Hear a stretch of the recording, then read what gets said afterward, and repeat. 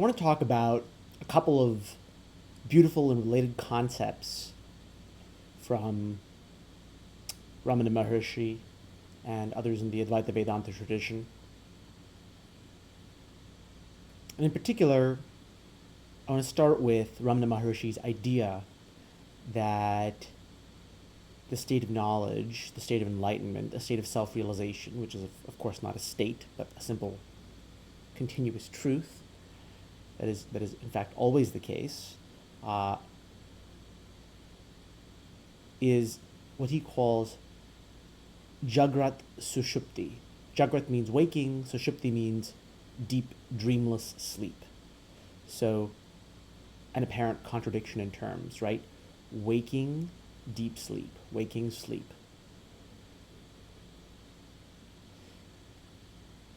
His point was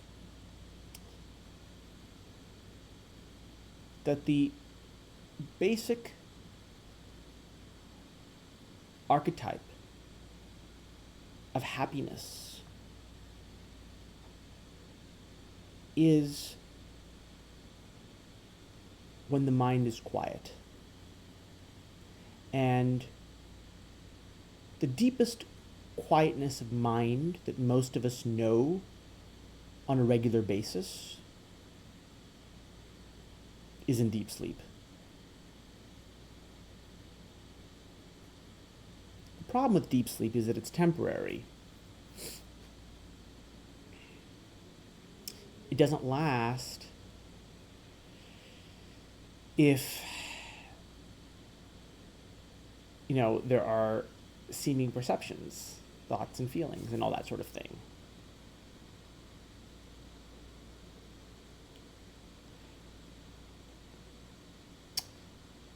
But it's an illusion, actually, that the bliss that is the heart of the deep sleep state stops when the deep sleep state stops. It continues. It is actually permanent.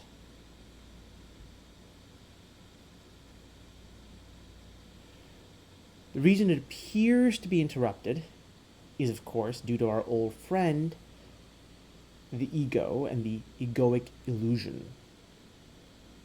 The illusory sense that one is a body, a mind, a separate entity. That thought appears to block out the knowledge of the self.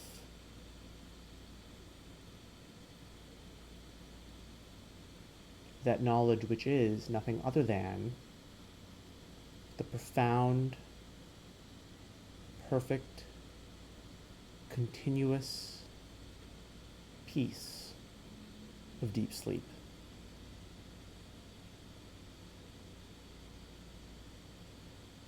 Through continuous self-inquiry and surrender, to turn the mind away from its desires and fears that keep it restless, that keep it unable to concentrate, and then to look inward, the mind stills further and further, and then first in spurts, then more continuously, and finally as a permanent and absolute truth, one gets the ego to thin, to start blinking out of existence. And by ego here I mean that illusion of identification.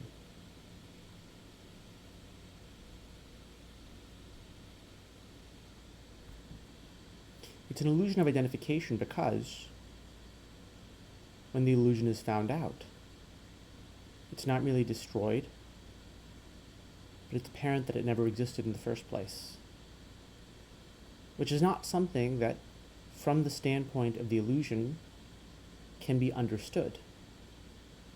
Understanding is a feature of the mind.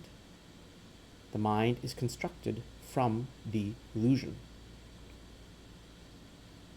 So that which points to the illusory character even of the existence of an illusion, that is to say that the entire search is in a sense an illusion, is not going to be fully comprehensible from within the illusion, from within the mind. Make no mistake, as long as one appears to be under the influence of the illusion, effort must be made to quiet the mind from external distractions through various kinds of intellectual and emotional labor, and then once it's sufficiently quieted, turn it inwards through self-inquiry or surrender, and to effortfully sustain those practices until the mind quiets further, looks at itself, and then comprehension dawns. The fruit of that comprehension is a recognition that in the quietness, in the stillness of the mind, that is one's very permanent nature, is the happiness that has always been sought. It is, as Ramana Maharishi says, the bliss of being. The bliss of being that is so blissful that no one would like to leave it even for a second. So that as one, as a seeker, comes into contact with this bliss, first infrequently and just in tiny glimpses, and then more and more and more, the mind turns away from other distractions and settles more and more and more deeply into that which is simultaneously an experience and a recognition, and beyond both. On one side of the quote-unquote gateless gate, as a seeker, gradually turning the mind inward, gradually quieting the mind, it's an experience. At the moment of recognition where the veil is cut and light floods through and you get that oh moment, that's the gate. Beyond the gate, there's neither recognition nor experience. The entire sequence of events is seen to be non-existent, or even more deeply, that about which nothing accurate can be said.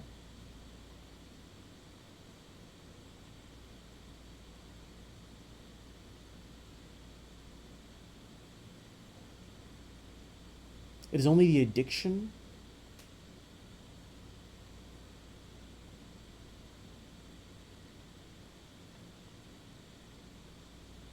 to the belief in our own control,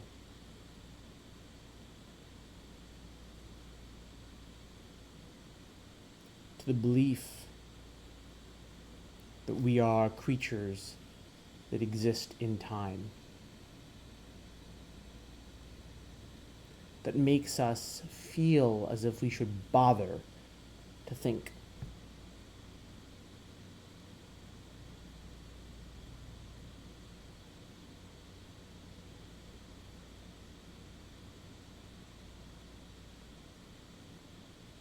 In fact, the thought-free state is the most blissful.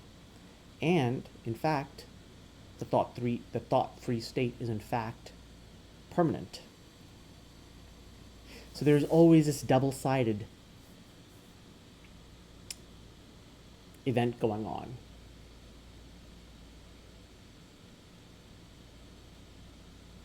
The truth of our nature is that thought cannot disturb our true nature, which is of the nature of the bliss of deep sleep, even in waking. The knowledge of that fact as a recognition eventuates in the experience of the mind dropping its attachments to desires and fears and to the structures of identity, and therefore falling into its true nature, which it cannot fully understand. As that effect is seen as a as a gradually changing state. It is an experience. As a piece of insight, it is knowledge. As the truth, it's beyond both. So it goes both directions. Depending on depending on which kind of language, which kind of context you want to use. You know, the same things can be described from different viewpoints. In the absolute, there are no viewpoints. From the relative, the absolute, where there are no viewpoints, is a viewpoint. And then there is the border between them. The border also exists only in the relative side. On the absolute side, it doesn't exist. To say that it doesn't exist on the absolute side is itself a viewpoint from the relative side.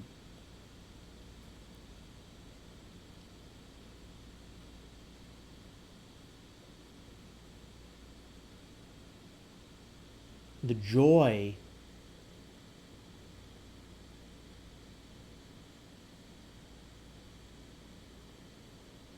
that is quite literally unspeakable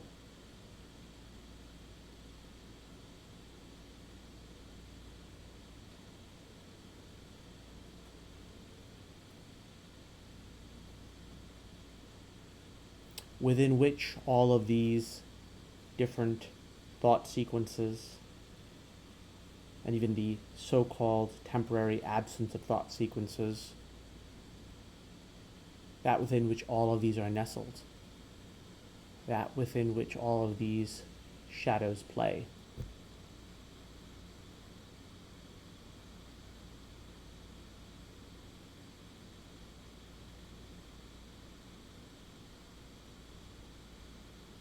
That within which, when the sphere of mind is broken and all its contents spill out,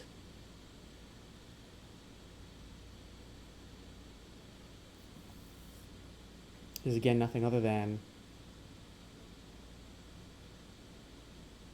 the indescribable and unthinkable.